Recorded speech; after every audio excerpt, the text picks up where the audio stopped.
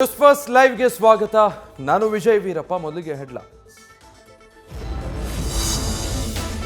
ರೇವಣ್ಣ ವಿರುದ್ಧ 1000 ಎಫ್ಐಆರ್ ಆಗಲಿ, ಅವ್ರ ಬಗ್ಗೆ ಇಡೀ ಹಾಸನಕ್ಕೆ ಗೊತ್ತು. ಇದೆಲ್ಲ ರೇವಣ್ಣರನ್ನ ಮಣಿಸಲು ಮಾಡಿರೋ ಷಡ್ಯಂತ್ರ. ಹಾಸನದಲ್ಲಿ ಪ್ರಜ್ವಲ್ ಗೆದ್ದೇ ಗೆಲ್ತಾರೆ ಎಂದ ಎಂಎಲ್ಸಿ ಸೂರಜ್ ರೇವಣ್ಣ.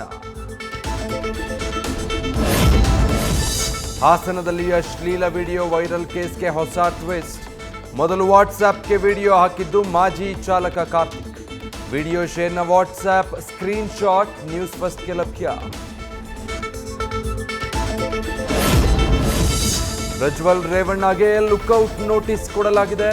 24 ಗಂಟೆಯೊಳಗೆ ಬಾರದೆ ಹೋದರೆ ಕಾನೂನು ಪ್ರಕಾರ ಅರೆಸ್ಟ್ ಮಾಡಬೇಕಾಗುತ್ತೆ. ಕಲಬುರಗಿಯಲ್ಲಿ ಗೃಹ ಸಚಿವ ಡಾಕ್ಟರ್ ಜಿ ಪರಮೇಶ್ವರ್ ಹೇಳಿಕೆ. ನಾನು ಮಾಜಿ ಪ್ರಧಾನಿಗಳ ಕುಟುಂಬವನ್ನ 420 ಅಂತ ಕರೆಯಲ್ಲ. ಅವರ ಮನಸ್ಸಿಗೆ ಸಮಾಧಾನ ಆಗೋದಾದ್ರೆ ಇನ್ನೂ 4 ಮಾತನಾಡಿ. 420 ಅಣ್ಣ ತಮ್ಮ ಅಂದಿದ್ದ ಎಚ್ ಡಿ ಕುಮಾರಸ್ವಾಮಿಗೆ ಡಿಕೆ ಸುರೇಶ್ ತಿರುಗೇಟು. ಪ್ರಜ್ವಲ್ ರೇವಣ್ಣ ವಿರುದ್ಧ ಮುಂದುವರಿದ ಆಕ್ರೋಶ. ಮಂಡ್ಯದಲ್ಲಿ ಪ್ರಗತಿಪರ ಸಂಘಟನೆಗಳಿಂದ ಪ್ರತಿಭಟನೆ. ವಿಶ್ವೇಶ್ವರಯ್ಯ ಪ್ರತಿಮೆಯಿಂದ ಡಿಸಿ ಕಚೇರಿವರೆಗೂ ಬೃಹತ್ ರ್ಯಾಲಿ.